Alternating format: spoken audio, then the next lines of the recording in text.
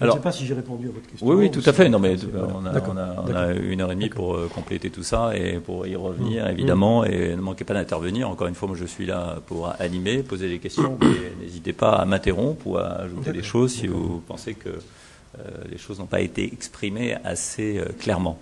Et faire part de votre témoignage. Et c'est pour cela, d'ailleurs, que je me tourne vers Lise Boudreau. Alors, on sait que les ONG, de manière générale, développent de plus en plus cet aspect plaidoyer sur les crimes qui sont commis à travers le monde, les insuffisances des gouvernements, les crimes qui sont commis contre leur propre population par certains gouvernements. Évidemment, on songe au Darfour, mais aussi à la RDC pour d'autres raisons. Là encore, ce sont les pays voisins, bien évidemment, qui sont aussi responsables de cette situation. Quel est votre regard, vous, en tant que praticienne de terrain, sur la Cour pénale internationale et la manière dont, à votre avis, les ONG peuvent l'utiliser? Oui, merci.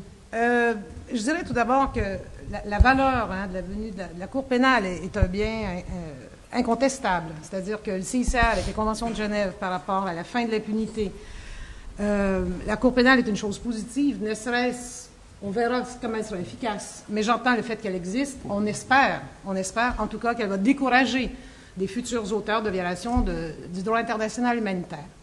Alors, il y a d'un côté, au niveau global, au niveau de la sanction, je dirais, de la punition, il y a quelque chose là de très positif. D'autre part, au niveau contextuel, au niveau du terrain, c'est vrai qu'il y a des questions qui se posent chez les humanitaires. On a exactement le cas du Soudan aujourd'hui, vous y faisiez référence, à Al-Bashir. Quelle pourrait être la réaction sur le terrain à partir du moment où il y aura un mandat d'arrêt, et on l'a vu dans d'autres pays déjà, quelle sera la réception de la population locale par rapport aux étrangers, donc étrangers, j'entends des organisations humanitaires, des acteurs humanitaires, qui décident de coopérer avec la Cour pénale internationale. Alors, une première chose, j'aimerais qu'on fasse déjà le distinguo, parce qu'effectivement, dans les acteurs humanitaires, il y a différents groupes. Je viendrai à la toute fin sur le CICR, sur le Comité international de la Croix-Rouge, mais comme vous le savez, il y a effectivement des très grandes différences. Les acteurs humanitaires onusiens, je pense au HCR, au commissaire aux réfugiés, au PAM, par exemple, au Programme alimentaire mondial. Vous savez que les agences onusiennes humanitaires ont l'obligation de coopérer avec la Cour pénale internationale. Donc, ça leur donne certaines limites, c'est-à-dire qu'en étant sur le terrain, elles ont aussi une obligation, effectivement, de collaborer avec la Cour pénale. C'est une situation aujourd'hui qui est un peu difficile à vivre chez les onusiens. Peut-être l'opposition, je vais aller tout de suite avec le CICR, parce que notre position, elle est très claire. Le CICR a encouragé, effectivement, l'adoption du statut de Rome, a encouragé sa mise en œuvre et sa ratification. Ça étant, le CICR a une position aussi très claire, où il n'y a pas de coopération avec la Cour pénale internationale. Vous savez qu'on a l'immunité de témoignage. Donc, le CICR travaille d'une façon différente avec la Cour pénale pour coopérer. Vous pourriez préciser cette question de l'immunité du témoignage? Oui, c'est assez simple, en fait. C'était déjà le cas en 1999, à l'époque du tribunal pour l'ex-Yougoslavie. C'était confirmé dans les règles de procédure de la Cour pénale internationale. En effet, le CICR, étant donné son rôle, son mandat et son mode d'action, où la confidentialité est importante, et surtout pour avoir accès aux victimes. Le CICR, son premier travail, c'est quand même de sauver des vies. Disons que ce mandat vieux de plus de 150 ans a été reconnu par la Cour pénale et donc le CICR n'a aucune obligation, il a même cette immunité et de témoignage et même de procéder à fournir des documents qui pourraient être des documents importants pour charger au dossier de preuve. Donc le CICR aujourd'hui à ce jour est le seul à avoir cette immunité à la Cour pénale internationale. Pour revenir aux autres ONG, alors là c'est ça qui est intéressant et à mon avis c'est peut-être là une des pistes à creuser. C'est qu'il y a très peu de prévisibilité chez les ONG. Quels seront leurs rôles par rapport à la Cour pénale internationale? On n'a pas aujourd'hui une position commune de toutes les ONG, qu'elles soient françaises ou autres. À partir du moment si demain il y avait mandat d'arrêt contre Al-Bashir au Soudan, combien d'organisations sur le terrain seront prêtes à travailler avec la Cour pénale internationale, seront prêtes effectivement à témoigner, à verser des dossiers parce qu'ils ont été témoins de certaines violations, ils connaissent le nom de certains auteurs de ces violations.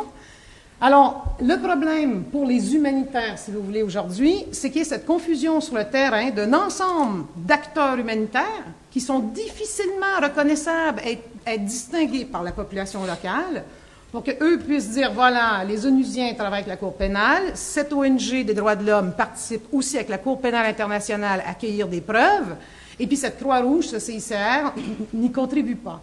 Alors, je vous disais que le danger, c'est qu'aujourd'hui, il n'y a pas une prévisibilité de la part des acteurs humanitaires sur le terrain. Quelle va être la collaboration avec cette Cour pénale? Et là, on parle de la perception de la population locale de ces acteurs humanitaires pour dire, sont-ils vraiment neutres? Ils se disent neutres, impartiaux. Bien, s'ils ont décidé de collaborer en disant que tel acteur est un criminel, il doit être jugé, on peut comprendre que ce ne sera pas nécessairement perçu comme étant un acteur neutre, impartial, s'il procède à la poursuite judiciaire ou aide à fournir des preuves. Donc voilà, peut-être dans un premier moment... Donc à la fois, vous félicitez de l'action de cette Cour et de l'existence de cette Cour, et puis vous êtes en train de nous dire que finalement, il faut créer une frontière étanche entre l'humanitaire et le fonctionnement de cette Cour. Si c'est ce que j'ai dit, je dois m'expliquer à nouveau. Non, oui, pas oui, tout à fait. Non, mais je suis un peu provocateur dans ma, Vous avez raison. Dans ma relance, mais... Mais c'est vrai, parce que la question se pose, effectivement, si le CICR a une position très claire, est-ce que le CICR souhaite que tout le monde adopte la même position? Ce serait celle sur le terrain, et j'insiste sur cette nuance, qu'il n'y ait aucune collaboration sur le terrain. Alors non, le CICR ne va pas aussi loin que ça, parce qu'on pense qu'on doit avoir une complémentarité d'action de certaines organisations sur le terrain, et là, le CICR le reconnaît. Non, mais concrètement, ça se traduit comment, alors? Ça veut dire qu'effectivement, vous savez que le CICR, on peut, dans certains cas, être témoin de certaines violations de droits humanitaires. CICR et d'autres acteurs humanitaires, ou parfois nous vont être les seuls témoins. Donc, je vous dirais des... Et à ce moment-là, on peut faire quelques encoches à l'immunité de témoignage, alors? Pour le CICR, non. Vous passez par d'autres ONG, relais, alors? Non, on espère ne pas être les seuls témoins sur le terrain. Non, plus sérieusement. C'est sûr que ce qui est encouragé, c'est que cette collaboration peut se faire déjà au niveau des sièges, je dirais, des organisations humanitaires. Déjà dans d'autres débats, on encourageait certaines ONG qui veulent collaborer avec la Cour pénale internationale, ce sont des organisations qui peuvent fournir, je dirais, des éléments importants dans le cadre de l'instruction d'un dossier. Seulement, notre préoccupation, on espérait que cette collaboration peut se faire dans une façon qui ne soit pas trop visible sur le terrain, de façon que cette collaboration n'atteigne pas l'ensemble des humanitaires, qu'on les perçoive comme étant tous collaborateurs de la Cour pénale internationale, et donc ce qui pourrait poser des problèmes d'accès, de sécurité, et donc d'accès aux victimes. Alors, vous avez un exemple, on est entre nous là, bien sûr. Peut-être que vous avez un exemple de cette collaboration qui n'en est pas vraiment une et qui permet de faire avancer l'idée de justice internationale? Bon, c'est-à-dire un exemple sans nommer de nom ni de contexte. Il y a une multitude d'exemples qu'on peut imaginer. J'ai un exemple très simple, qui est celui, par exemple, d'ONG qui peuvent fournir des certificats médicaux. D'accord? Une ONG est impliquée dans le domaine médical dans un pays où il y a un conflit armé. Il y a eu des abus d'une certaine partie au conflit. Une ONG décide bien sûr d'émettre des certificats médicaux qui sont quelque part pour être relayés comme étant effectivement des preuves de mauvais traitement ou de torture qui ont été effectivement faites par une partie au conflit.